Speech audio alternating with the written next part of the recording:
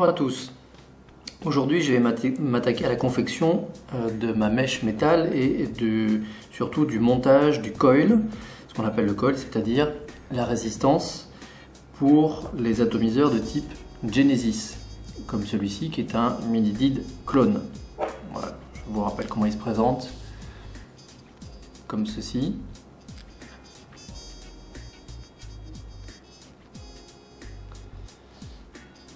Bien, dans une vidéo précédente, je vous avais expliqué comment je faisais pour réaliser la mèche en métal à l'aide du tissu métallique, donc que l'on appelle le mesh. Donc je l'ai fabriqué celle-ci en mesh 200. Tout simplement, j'ai fait un tube plein, bien serré, que j'ai évidemment oxydé 3 fois. On peut l'oxyder évidemment un peu plus que ça, 3 fois, 4 fois, 5 fois si c'est nécessaire. Première chose, avant de monter ma résistance, mon coil, je vais mettre un petit peu de liquide sur la résistance, sur la mèche, pardon. Voilà, quelques gouttes.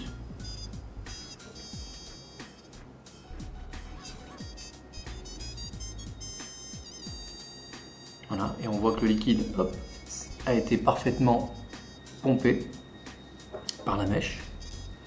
Je prends un briquet et j'allume.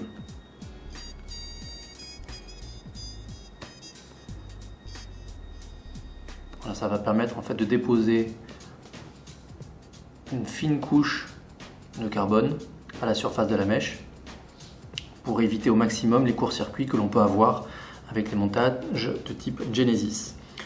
Bien, j'ai fait ça. Je n'ai qu'à mettre ma mèche dans le trou. C'est fait. Ensuite,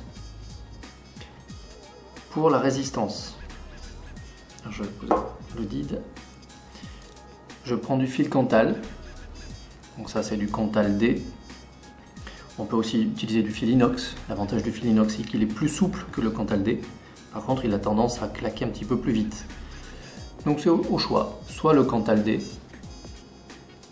soit le fil inox. Le Cantal, comme le fil inox, avant de l'installer, j'aime bien le chauffer une première fois au briquet. Voilà. Et ensuite, je le lisse bien avec les doigts. Je le lisse bien pour ne plus sentir d'aspérité à la surface. Voilà, il est bien lisse. Maintenant, je peux l'utiliser.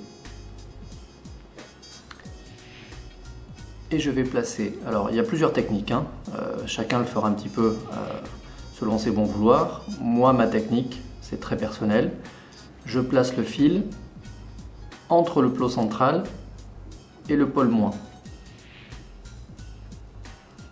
Je dévisse un petit peu la vis. Voilà, et je viens glisser le fil sous le pôle moins. Je tiens bien avec mes doigts. Je prends la petite clé Allen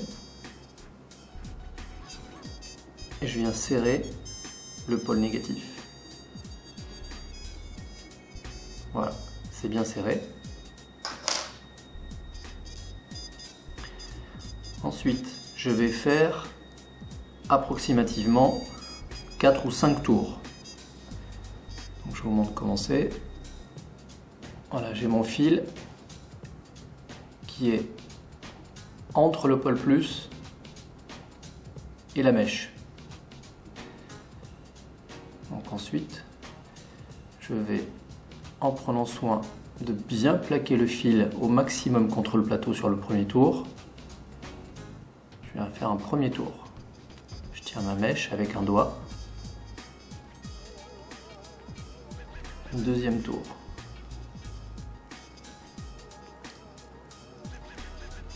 Troisième tour.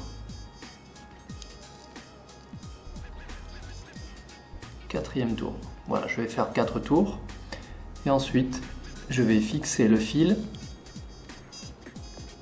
entre les deux écrous du haut.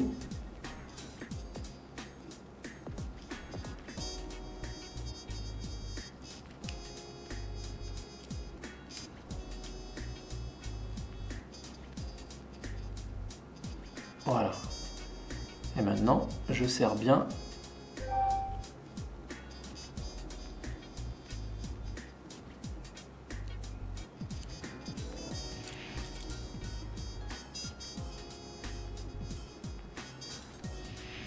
Voilà. J'ai monté ma résistance et maintenant je vais m'aider d'un petit tournevis pour bien égaliser les différentes spires.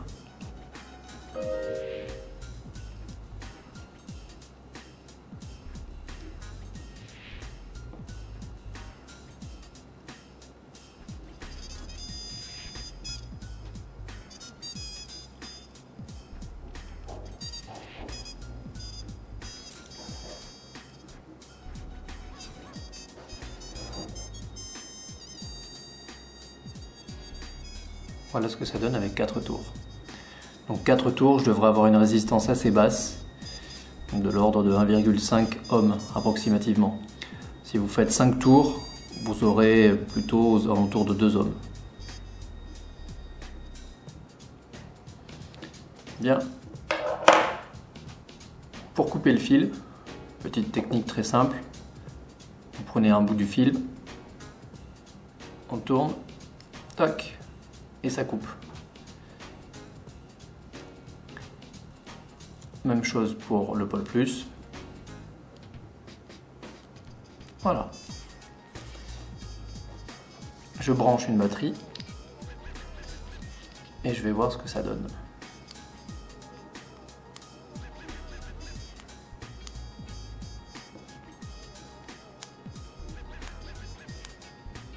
Ah, apparemment, c'est uniforme. Je n'ai pas de point chaud. Puisque je vous le dis, pour ne pas avoir de point chaud, il faut prendre le Cantal, donc le fil, bien serré sur la mèche, bien poser le fil contre la mèche, mais il ne faut pas l'écraser non plus. Il ne faut pas serrer à fond. Il faut juste suffisamment pour que le fil soit bien plaqué contre la mèche, mais pas trop, pour ne pas écraser la mèche. Voilà, tout simplement. Donc là, logiquement, c'est pas mal. Je prends une bouteille de liquide et je viens imbiber un petit peu la mèche.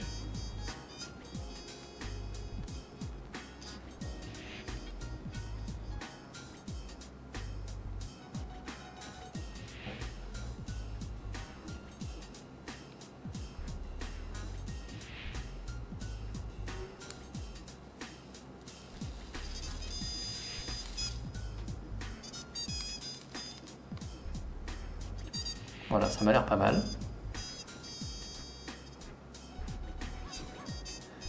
Maintenant, je vais remplir mon réservoir.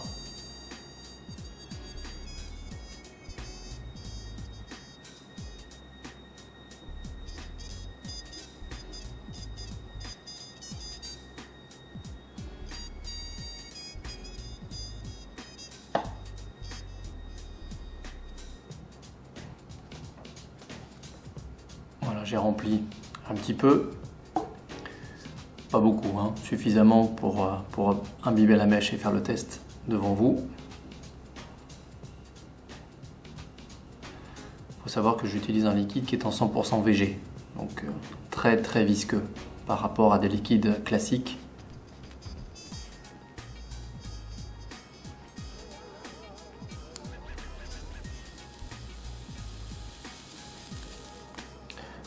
Voilà ce que ça donne avec une batterie Ego, toute simple, type twist, et là je suis à 4, approximativement 4,4 volts. Donc vous voyez qu'il y a quand même une belle production de vapeur.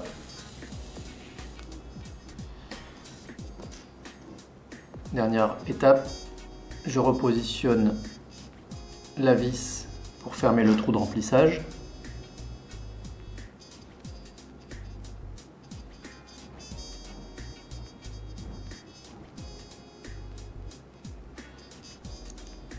Voilà, mon dispositif est prêt. Je replace le top cap. Ce qui est très important sur les DID, c'est que le trou du top cap soit pile en face de la mèche. C'est extrêmement important. C'est comme ça qu'on a les meilleurs résultats.